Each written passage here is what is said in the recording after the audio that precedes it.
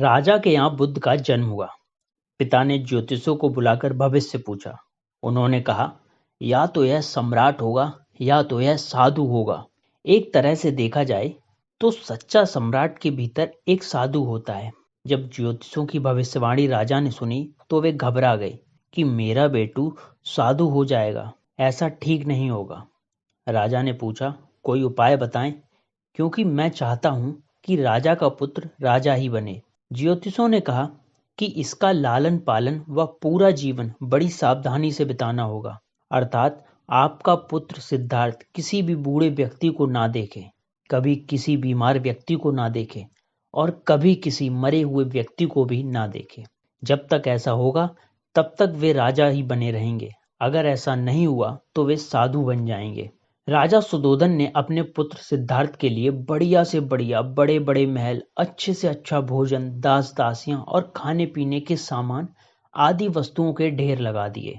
पिता ने पुत्र को सुख सुविधाओं में इतना उलझा दिया कि उसे बाहर का संसार याद ही नहीं आया। शुद्धोधन ने समझ लिया कि अब इतने सुखों के आगे साधु बनने का प्रश्न ही उपस्थित नहीं होता और वे निश्चित हो गए। राजा शुद्धोधन ने बिल्कुल पक्की व्यवस्था कर रखी थी कि उनका पुत्र सिद्धार्थ जीवन में कभी भी वृद्ध, बीमार और मृतक व्यक्ति को ना देख सके, क्योंकि वे अपने पुत्र को खोना नहीं चाहते थे। उनके जवान होने पर एक सुंदर कन्या यशोधरा से उनका विवाह हो गया।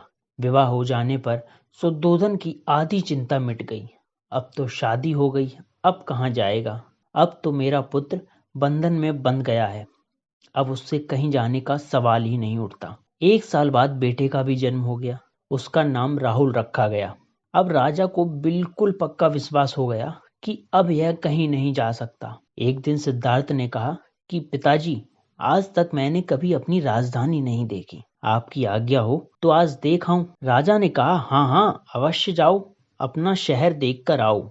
एक सारथी को भी साथ में भेजा गया कि जाओ, राजकुमार को राजधानी घुमा फिरा कर लाओ। फिर भी राजा ने चाक चौबंद इंतजाम कर रखा था कि कहीं चूक ना हो जाए। सिद्धार्थ के लिए राजधानी के प्रमुख मार्ग खूब सजाए गए थे, पर घूमते घूमते सिद्धार्थ ने थोड़ा उल्टा मार्ग ले लिया। वे उस मार्ग से गुजरने लगे जहां पर तैयारी नहीं थी, और आज उनको बहुत आश्चर्य हुआ जब पहली बार उन्होंने एक बूढ़े आदमी को देखा। कमर झुकी हुई, पूरी चमड़ी में झुर्रियां पड़ी थीं। वह परेशानी और दुख से बेहाल था। उसकी चाल बहुत धीमी थी। बूढ़े की झुकी हुई कमर को देखकर सिद्धार्थ को एक झटका लगा और सारथी से उन्होंने पूछा, क्या एक दिन मैं भी बूढ़ा हो जाऊंगा? सारथी ने कहा, हाँ राजकुमार, हर व्यक्ति के जीवन में 3 अवस्थाएं आती हैं, बचपन, जवानी और बुढ़ापा। एक दिन तुम भी बुढ़ापे की अवस्था में आ जाओगे। हे राजकुमार, यह संसार का नियम है। चाहे गरीब हो या अमीर, सबका शरीर शिथिल अर्थात बूढ़ा होता है। राजकुमार सोच में पड़ गए। सारथी ने रथ को आगे बढ़ाया तो कुछ दूरी पर एक बीमार व्यक्ति मिला जो रोगों से घिरा हुआ था। उस पीड़ित व्यक्ति को देखकर राजकुमार का मन बहुत ही दुखी हुआ। राजकुमार ने पूछा, इसको क्या हुआ? सारथी ने कहा, यह व्यक्ति बीमार है, इसीलिए यह करहा रहा है। इस संसार में दुख और सुख दोनों हैं। यह अपने अपने भाग्य की बात है कि कोई दुखी है और कोई सुखी। क्या मैं भी कभी बीमार हो सकता हूँ? सारथी ने कहा, हाँ, यह विचार अभी छोड़ दें।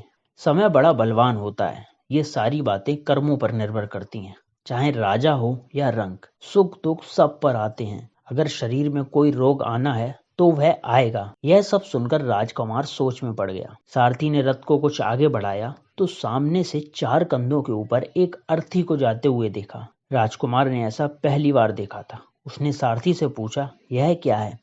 यह आदमी मर गया है, यह मुर्दा है। जो व्यक्ति मर जाता है उसको बांधकर शमशान भूमि ले जाते हैं, फिर वहां पर उसे जला दिया जाता है। राजकुमार ने पूछा, क्या सबको मरना पड़ता है? तो सारथी बोला, हाँ, सबको मरना पड़ता है। यह मृत्यु लोक है। जो जन्म लेता है उसे कभी न कभी अवश्य ही मरना पड़ता है। तो इसका मतलब यह हुआ कि ठीक इसी तरह से एक दिन मुझे भी मरना होगा। मेरी देह भी मुर्दा होगी और मुझको भी 4 कंधों पर उठाकर ले जाया जाएगा। राजकुमार ने पूछा, मुझको भी ऐसी रस्सियों से बांधा जाएगा? मेरे भी आगे पीछे के सदस्य रोएंगे, तड़पेंगे और जिस संसार को मैंने इकट्ठा किया है वह सारा का सारा मुझसे छूट जाएगा। इसका मतलब यह हुआ कि क्या एक दिन मैं भी मर जाऊंगा?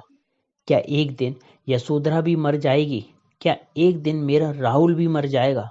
सारथी ने कहा, हाँ राजकुमार, एक दिन मैं भी मरूंगा। आप भी मरेंगे, यशोधरा भी मरेगी और राहुल भी मरेगा, क्योंकि सब मरने के ही लिए पैदा होते हैं। उस रात सिद्धार्थ सो ना सके। सोचने लगे, क्या इस संसार में इतना दुख रोग है, बुढ़ापा है, और ऐसे में मैं खा पी कर कैसे जी सकता हूँ? नहीं नहीं, ऐसा मुझसे नहीं हो सकता। मुझे खोजना होगा उस तत्व को जो दुख, पीड़ा और शोक से रहित हो, जो भय, भ्रम और भूल से परे हो, जो अनंत आनंद से भरा हो, जिसे पाकर फिर और कुछ पाने की इच्छा ना हो। सिद्धार्थ वैराग्य के शिखर तक पहुंचे थे। बस उसी रात को उन्होंने घर छोड़ दिया। सारथी से कहा कि नगर की सीमा से दूर ले चलो। नगर के बाहर पहुंचकर सारथी को लौटा दिया। फिर कई दिनों तक वन में चलते गए। एक घने पीपल के वृक्ष के नीचे आसन लगाकर ध्यान में लीन हो गए। और इस तरह से गौतम बुद्ध ने अपने भगवान की प्राप्ति की।